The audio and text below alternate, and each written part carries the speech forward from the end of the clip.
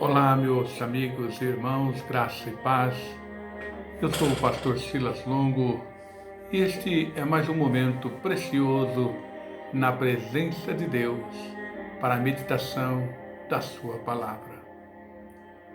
Eclesiastes, no capítulo 1, do verso 12 ao verso de número 18, diz assim: Eu, o pregador, fui rei sobre Israel em Jerusalém, e apliquei o meu coração a esquadrinhar e a informar-me com sabedoria de tudo quanto sucede debaixo do céu. Esta enfadonha ocupação deu Deus aos filhos dos homens para nela o exercitar. Atentei para todas as obras que se fazem debaixo do sol. Eis que tudo era vaidade e aflição de espírito.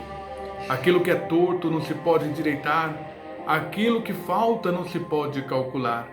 Falei eu com o meu coração, dizendo: Eis que eu me engrandeci e sobrepujei em sabedoria todos os que houve antes de mim em Jerusalém. E o meu coração contemplou abundante sabedoria e conhecimento. Apliquei o meu coração a conhecer a sabedoria e a conhecer os desvários e a loucura, e vim saber que também isso era aflição de espírito. Muitas vezes o conhecimento nos aflige. O mestre sábio de Eclesiastes escreveu: quanto maior for a sabedoria, maior a aflição. Quanto maior o conhecimento, maior a tristeza. Quem nunca ouviu esta frase: tem coisa que é melhor não saber, ou eu preferia não ter sabido ou descoberto? Isso é uma verdade absoluta. Quem nunca observou, por exemplo, a inocência de uma criança que desconhece o racismo, desconhece a violência, a doença, não se importa com a morte? Somos mais felizes antes de crescermos, antes de termos o discernimento das coisas, antes de saber os segredos das nossas famílias. A dor do conhecimento não pode ser desfeita se descobrimos. Não adianta fingir que desconhecemos. Para a criança, tudo pode estar desabando, mas ela se mantém intacta, alheia a tudo. É feliz porque desconhece os problemas vividos pelos adultos, vivem alheios às dívidas, às faltas de recursos e às enfermidades. É por isso que Jesus disse que é necessário se tornarmos como uma criança em Lucas 18:16. Isto faz-me lembrar um sermão que preguei no ano de 2007, intitulado Quanto Custa um Milagre?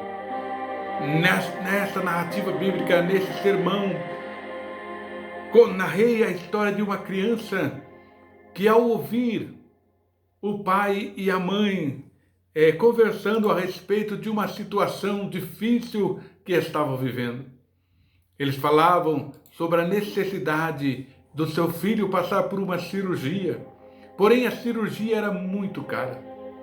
Pensavam até mesmo em vender a casa ou alguns bens para que pudesse atender a necessidade da criança. A menina, ao ouvir isso, ela pegou em seu cofrinho algumas das suas moedas e foi até uma farmácia. E quando chegou naquela farmácia, ela no balcão começou a bater, mas ela era tão pequena que o balconista não via. E então, com insistência, aquele homem atentou para a presença daquela criança e chegou até ela e disse: minha filha, o que você precisa? Ela disse: eu quero saber quanto custa um milagre. Eu tenho dinheiro. Colocou as suas moedinhas em cima daquele balcão e disse: olha, eu tenho $1,17. Escute, naquela farmácia, aquele rapaz estava conversando com seu irmão, o maior cirurgião dos Estados Unidos. Então, ao ouvir aquela história, ele se aproximou e disse para aquela criança: o que está acontecendo? Ela disse: meu irmão está morrendo, precisa fazer uma cirurgia e eu preciso saber quanto custa este milagre.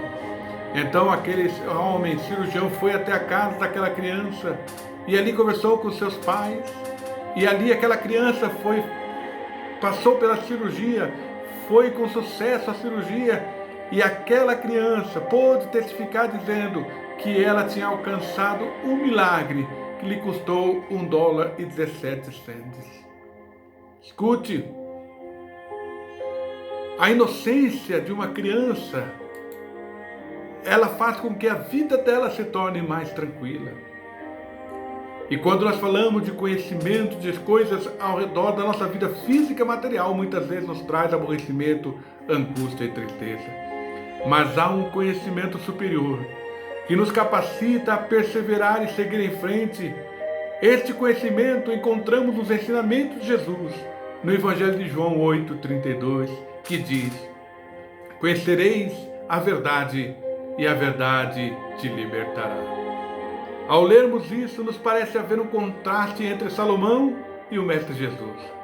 A própria Escritura declara que Salomão foi o homem mais sábio nascido de mulher a pisar essa terra. Alguns podem até dizer que a Bíblia está se contradizendo, mas sabemos que isso não é verdade. Aqui se trata de coisas totalmente diferentes entre o mundo espiritual e o natural. O texto de João 8,32 faz parte de um debate de Jesus com os fariseus, que começa no capítulo anterior, na festa do tabernáculo. Esta verdade a qual Jesus se refere é uma referência à verdade que tira a escuridão para a luz do conhecimento da pessoa de Deus. Jesus se refere a Ele como sendo o caminho, a verdade e a vida. E quando descobrimos que essa verdade existe, nós somos libertos da escuridão, somos libertos do pecado por intermédio de Cristo. Jesus é a palavra de Deus em nosso favor, isso é, a nossa justiça, a nossa santidade e redenção. Quando Jesus diz: conhecereis a verdade, ele fala de uma verdade, uma verdade que é libertadora. Ele fala de uma liberdade que traz luz, traz esperança, ao contrário do que acontece no mundo.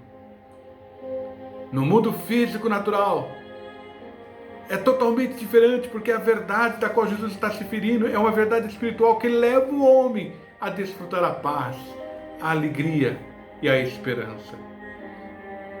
Ao tornarmos conhecimento de Jesus e da sua obra redentora no Calvário, e ao aceitarmos essa verdade, ela nos traz vida, e a Bíblia diz: vida com abundância. Mas para isso, precisamos permanecer na sua palavra. Só assim seremos verdadeiramente seus discípulos e seremos livres. Talvez você esteja ouvindo esta mensagem e você se pergunta: livre de quê, pastor? Escute, ao conhecermos a verdade, Jesus, você é liberto das armadilhas do coração, como falta de perdão. Você é liberto de amargura, você é liberto do orgulho, da rebelião e pecados habituais.